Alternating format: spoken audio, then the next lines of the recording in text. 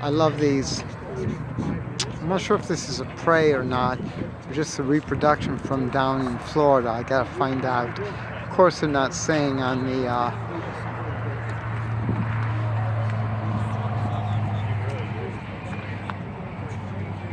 Very pretty. It's got a plaque on it. Let's see if we get some information.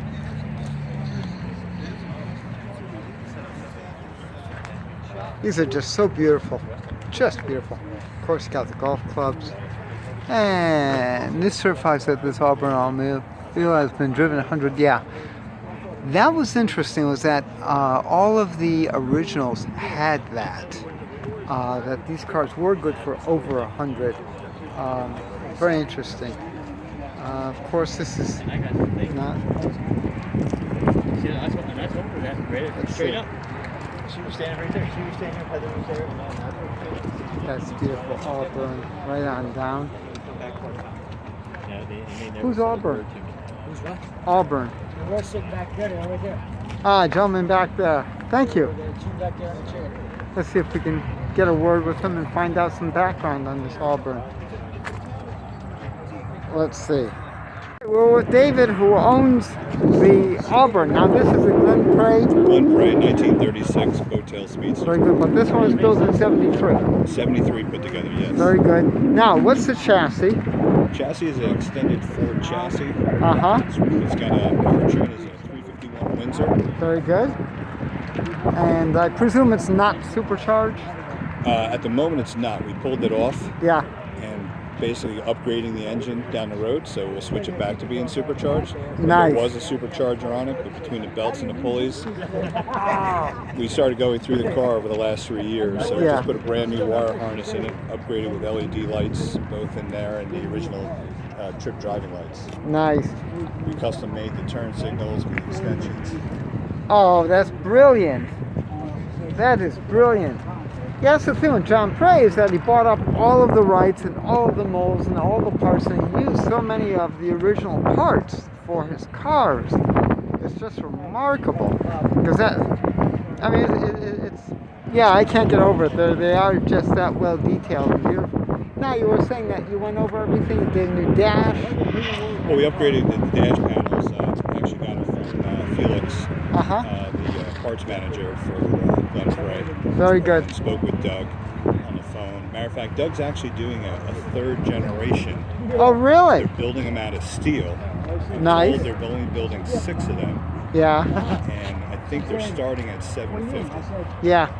Well, steel, yeah. And he's putting in the Lycomb engine because this would originally have Oh, a straight really? Lycomb, yes. Yeah. Because these were available depending on the year, the straight 8, the 12, or the supercharged straight 8s. That was it. It was really quite interesting. Yeah, we were hoping actually this year to go down to the museum. Labor Day weekend is when they have their big show. Yeah. And they acknowledge the second generations as well. Very good. So we were looking to take the ride from New Jersey out there. Unfortunately, COVID kind of killed everything. Yeah, that's for sure. That's for sure. Now, you own your car for what, 3 years you were saying? That's correct, yeah. Very Third good. owner. Oh my gosh. Now, you got it out of a barn? No, storage. gentleman had a storage space. He was in Pennsylvania, and he drove it for about 5 years, and then he was doing extensive traveling, I think, to Italy. The car just sat for a long time, and I think the storage unit, they were like old garages. They were looking to rehabilitate everything. Yeah. And his was the last one that wasn't touched because the car was still sitting in it. So I think that was the push to sell the car. Oh, jeez. Yeah, what a shame. What a shame. So I got in touch with him, and since I was in New Jersey and he was in Pennsylvania, it worked out well to go down and see it in purposes. Absolutely. I think the previous owner before that was from Greenwich, Connecticut. Oh, okay. Yeah, a lot of these were, don't ask, they came in the Northeast. It's unbelievable. Unbelievable. What do you like most about the driving the car? Well, I mean, I think it's Art Deco at its best for styling. Yeah. It's just a fun car. I mean, I bought the car for me. So she drives it as well. Oh, good. This is Kenya. Hi, Kenya. So if we go out to a show, I'll take my other car, and she'll take this one. It's just a fun day out. Now, Kenya, do you have the hat to go with it? Good. She does, and if you notice, the glasses match. Yeah, I got to zoom in.